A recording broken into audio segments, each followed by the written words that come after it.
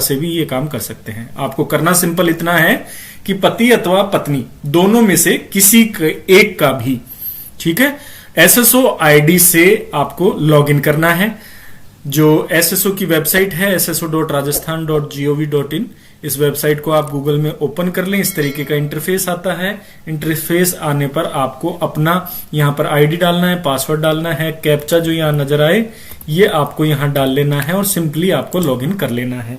जैसे ही आप राजस्थान की एसएसओ आईडी के होम पेज पर चलेंगे, आपके आईडी पासवर्ड डालने के बाद, कैप्चा डालने के बाद लॉगिन करेंगे। लॉगिन करने के बाद sso.rajasthan.gov.in का जो होम पेज है वो आपके सामने आ जाएगा।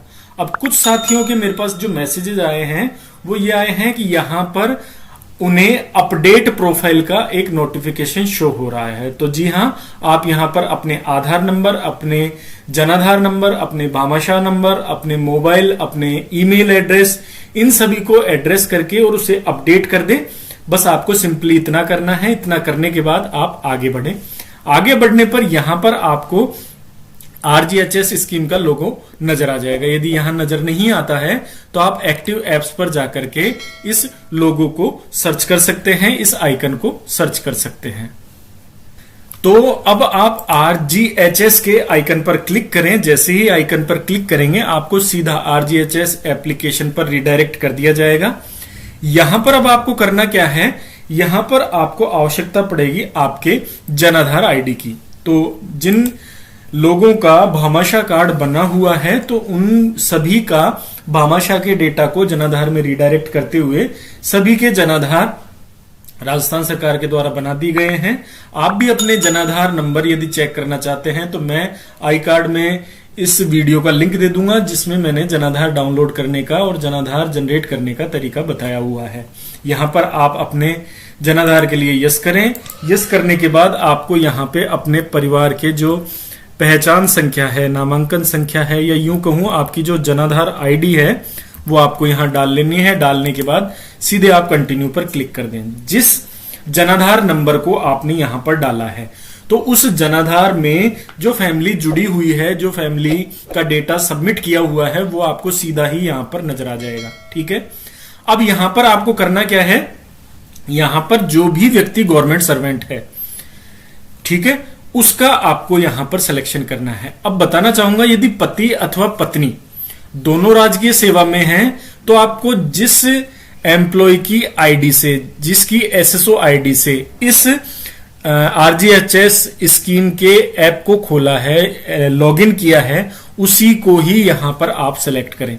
जैसे यदि पति की एसएसओ आईडी से खोला गया है तो गवर्नमेंट एम्प्लॉय में पति को सिलेक्ट करें।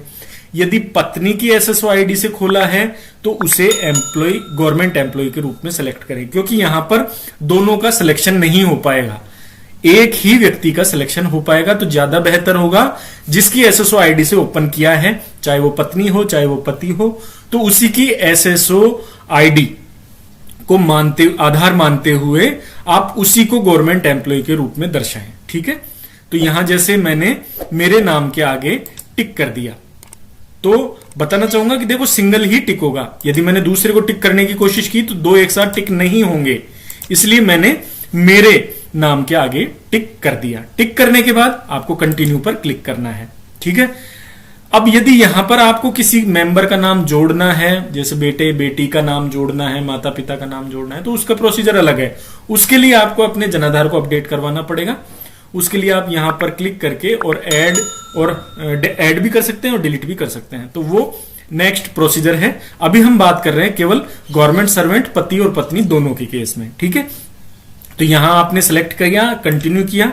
जैसे ही आप आगे बढ़ेंगे तो आपको जिस एम्प्लॉय के अकॉर्डिंग आपने ये एसएसओ आईडी खोली है, जिसको गवर्नमेंट एम्प्लॉय बताया है, तो उस एम्प्लॉय का नाम यहां आएगा, उसकी कैटेगरी आपको बतानी है। अब यहां पर जो कंफ्यूजन की स्थिति है ऐसा कुछ भी नहीं है, सिंपली है कि यदि 2004 से पहले के नियुक्त हैं तो आप यहां सेलेक्ट करें, 2004 के बाद के नियुक्त हैं तो आप यहां पर करें। ठीक है, तो जैसे मैंने 2004 के बाद की स्थिति में यहां पर सिलेक्शन इसको टिक करते हुए कैटेगरी को, और यहां पर मैंने मेरी जो एम्प्लॉय आईडी है, ठीक है, वो आपको यहां पर डाल लेनी है।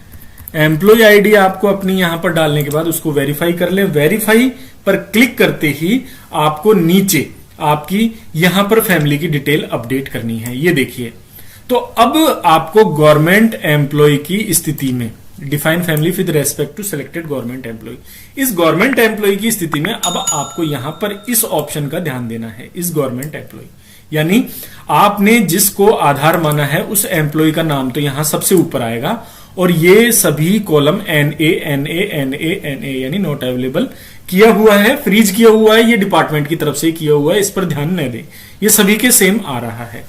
अब आपको यहां पर जो भी आपकी पति हैं या पत्नी हैं तो उनके नाम के आगे जब आप रिलेशन में जाएंगे और ऑप्शन सेलेक्ट करेंगे सपोज, यानी जैसे ही आप सपोज पर क्लिक करेंगे तो ये जो आगे के डेटाज हैं ये फ्रीज हो जाएंगे।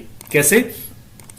स्पाउस का मतलब आपको पता है पति अथवा पत्नी, तो जैसे ही मैंने इसको सिलेक्ट किया ये देखिए यहां पर डेटा फ्रीज हो गया। यहां पर आपको कुछ भी करने की जरूरत नहीं है, केवल आपको इसको टिक करना है यदि वो गवर्नमेंट सर्विस में है तो। पति अथवा पत्नी राजकीय सेवा में है तो गवर्नमेंट एम्प्लॉय पर टिक करना है, नहीं तो नहीं करना है। यदि आपके पति अथवा पत्नी राजकीय सेवा में है, राजस्थान सरकार की सेवा में किसी भी विभाग में है तो आपको इसको टिक करना है। यदि सेंट्रल एम्प्लॉय हैं तो आप इसको टिक न करें, तो आप यहां पर इनकम में जाकर के और वहां पर उनकी इनकम 6000 से ज्यादा दिखा दे। वैसे तो आप जैसे ही पति या पत्नी को सिलेक्ट करेंगे तो ये सारा डेटा फ्रीज हो जाएगा, आपको इसमें कुछ भी करने के लिए नहीं मिलेगा, केवल यहां पर टिक करना है। ठीक है, इसके बाद बेटा अथवा बेटी या जो भी और आपके रिलेशंस यहां शो हो तो आप उसको अपडेट करते चलें और आप ये जो है उसको कंप्लीट कर लें। जैसे आप कोई गंभीर रोग से पीड़ित हैं तो उसको यस या नो करें। मैरिटल स्टेटस यानी विवाहित, अविवाहित या डाइवोर्सी या विडो तो उसको आप यहां सेलेक्ट करें। इनकम यदि 6000 से ज्यादा है तो यहां बताएं, ग्रेटर देन और कम है तो यहां बताएं। ये ध्यान रखिएगा, जिनको आप 6000 से कम बताएंगे उन्हीं को आगे RGHS स्कीम के कार्ड के अंतर्गत शामिल किया जाएगा, तो ये ध्यानपूर्वक जरूर देखें।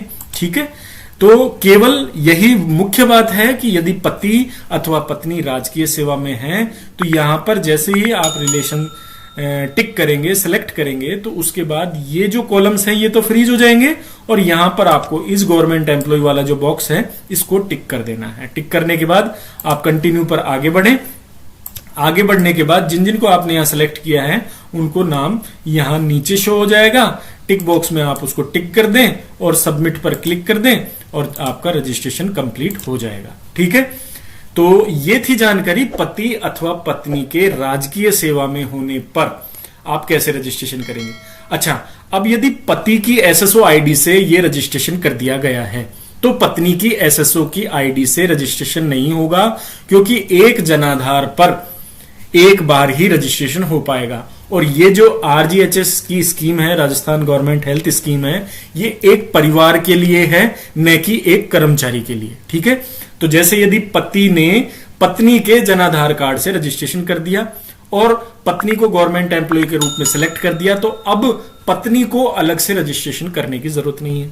और यदि पत्नी की SSO आईडी से पति को गवर्नमेंट एम्प्लॉय के रूप में सिलेक्ट करते हुए उसको RGHS स्कीम में रजिस्टर्ड कर दिया तो फिर पति को अलग से रजिस्ट्रेशन की जरूरत नहीं है। आशा करता हूं आपका जो ये कंफ्यूजन था गवर्नमेंट एम्प्लॉइज वाला कि पति अथवा पत्नी में क्या करना है, तो सिंपली समझाने का प्रयास किया है कि दोनों का अलग अलग रजिस्ट्रेशन नहीं होगा, दोनों में एक बार ही रजिस्ट्रेशन करना है, एक ही जनाधार से रजिस्ट्रेशन करना है और यहां पर आकर के आपको रिलेशन सेलेक्ट करना है और गवर्नमेंट एम्प्लॉय पर टिक करना है केवल। अब समस्या क्या आ रही है कि कुछ मेरे साथियों ने पहले रजिस्ट्रेशन कर दिया और उस टाइम पे ये अपडेट नहीं थी, तो क्या करें। तो जैसा कि हेल्प डेस्क पर मेरी बात हुई थी तो उन्होंने बताया कि अभी साइट पर वेरियस जो अपडेटेशन है वो चल रहे हैं, तो जल्द ही आपको किसी भी तरीके का कोई जो एडिट करने का मामला है तो उसका भी ऑप्शन आ सकता है, तो तब तक के लिए इंतजार करें, तब तक कंफ्यूज न हो और धैर्य के साथ आगे के लिए प्रतीक्षा करें। और मैं तो यही निवेदन करूंगा कि आप चाहें तो